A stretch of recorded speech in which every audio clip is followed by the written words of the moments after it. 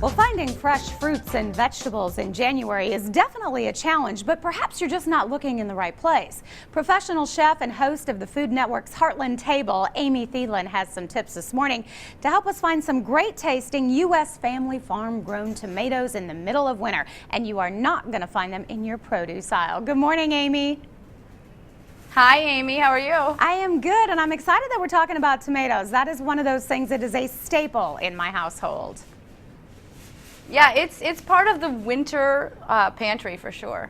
And you're right, it's not, I don't find the best tomatoes in the produce section. I definitely go down the middle grocery store aisle. Which I love because then they're ready for you. Well, there's that, but outside of summer, I can't say that I use or cook with fresh tomatoes. I really usually go for the canned.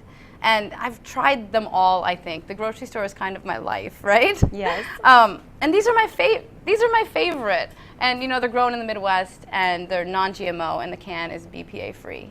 But when tomatoes are ripened under the sun and not in a greenhouse, I know that they're going to have great flavor. And I know that they're going to be very tender because they're so ripe. And they're also really bright red. And that's kind of the key, The redder the tomato, that's like a sign. It means that it has more of that antioxidant lycopene in it. And I have to say that red gold tomato, that is what I use in my different chilies and a lot of my spaghetti recipes as well. You really get that flavor.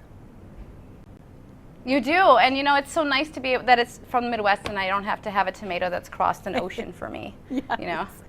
I don't need that. Absolutely. How can we measure the quality when it comes to our canned tomatoes? Yeah, all the cans are not created equal. So I do something I call a simple crush test. So I just take a whole can of tomatoes, and I like to buy the whole peeled tomatoes. And I put them either in a bowl or in this case in a colander, and I just squeeze one. And I squeeze it hard, and it might shoot at me. And you need goggles. Yeah. But if it crushes to a little pulp instantly, and it doesn't have one of those like hard, unripe yellow shoulders, and it doesn't have that hard core, which tells me it's unripe. I know that this tomato was picked ripe, and I know that it's going to be really sweet, and that I don't have to cook the sauce forever to bring back that sweetness. It's already there. And one of the things, Amy, that I love about tomatoes too is they're so nutritious. How can we add even more nutrition to our family meals? Well, I've got a couple of really great recipes for using high quality canned tomatoes. One is a tomato mozzarella pie, which has a really nice rich, mozzarella custard, and it's topped with just kind of a crushed mixture of tomatoes and baked. That's a really good potluck thing.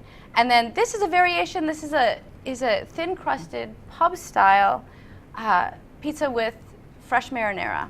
And I use my own cracker crust dough for this, which is super easy. It doesn't even have yeast. Throw it together even a few days ahead. But you can use any dough, anything you find, even one you buy.